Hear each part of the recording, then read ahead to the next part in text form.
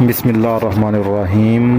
جنات اور انسان، قرآن میں جنات کا ذکر اور حقیقت۔ السلام علیکم ورحمۃ اللہ وبرکاتہ۔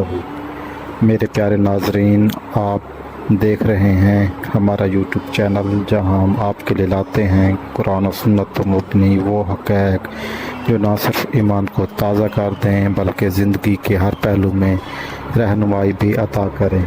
آج ہمارا موضوع ایک نہایت ہی اہم، پر اثرات، دلچسپ حقیقت پر مبنی ہے۔ ایسا موضوع جو انسان کی تخلیق سے پہلے بھی موجود تھا اور آج بھی ہمارے ارد گرد ہے، جنات۔ جی ہاں، آج ہم بات کریں گے جنات اور انسان، قرآن میں جنات کا ذکر اور حقیقت پر۔ ہم اس ویڈیو میں قرآن پاک کی آیات، احادیث مبارکہ، صحابہ اکرام اور اولیاء اکرام کے واقعات جاننے کی کوشش کریں گے۔ جنات کون ہیں؟ ان کی تخلیق کیسے ہوئی؟ کیا یہ واقعی ہماری دنیا میں موجود ہیں؟ کیا انسانوں کو نقصان پہنچا سکتے ہیں؟ اور سب سے اہم، ہمیں ان سے کیسے بچنا چاہیے؟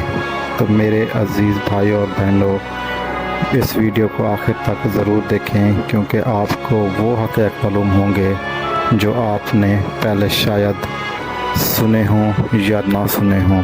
جنات کی تخلیق، قرآن مجید سورۃ الحجر 15-27۔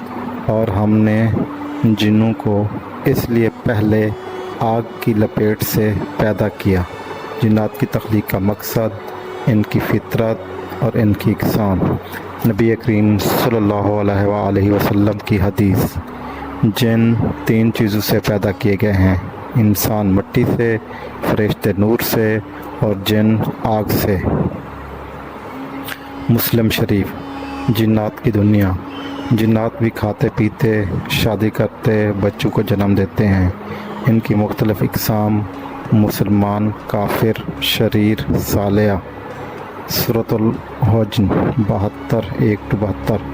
کہہ دیجئے میری طرف وحی کی گئی کہ جنوں کی ایک گروہ نے قرآن کو سنا اور کہا، ہم نے ایک عجیب قرآن سنا۔ جنات اور ان کا ایمان لانا، قرآن سننا، نماز پڑھنا، انسان اور جنات کا تعلق۔ شریر جنات، شیاطین کا انسان کو بہکانا، جادو میں جنات کا کردار۔ شیطان کا قرآن میں ذکر، بے شک شیطان تمہارا کھلا دشمن ہے۔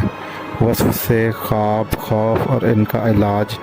جنات کے سچے واقعات۔ حضرت عمر رضی اللہ تعالیٰ عنہ کا واقعہ، اذان دینے پر جن کا بھاگ جانا۔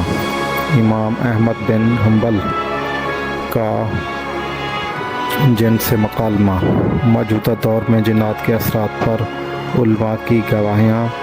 جنات سے بچاؤ کے قرآنی اور نبوی طریقے۔ سورۃ الفلق، سورۃ الناس، آیات الکرسی۔ صبح شام کی دعائیں۔ اذان، نماز، طہارت کی اہمیت۔ رات کو دروازے بند کرتے وقت بسم اللہ پڑھنا۔ حدیث نبوی۔ جنات اور نیک لوگ، اولیاء اللہ کا جنات پر اثر۔ جنات کا علماء کی خدمت کرنا۔ ایک نیک جن کا واقعہ جو درس قرآن میں آتا تھا۔ ایک نیک جن کے بارے میں ہے جو علم دین کی تلاش میں انسانی بستیوں میں آتا، خاص طور پر ان مجالس میں جہاں قرآن پاک کی تفسیر اور درس جاری ہوتا تھا۔ علماء اکرام کے مطابق بعض اوقات علماء کو ایسا احساس ہوتا جیسے کوئی غیر مرئی مخلوق خاموشی سے سن رہی ہو۔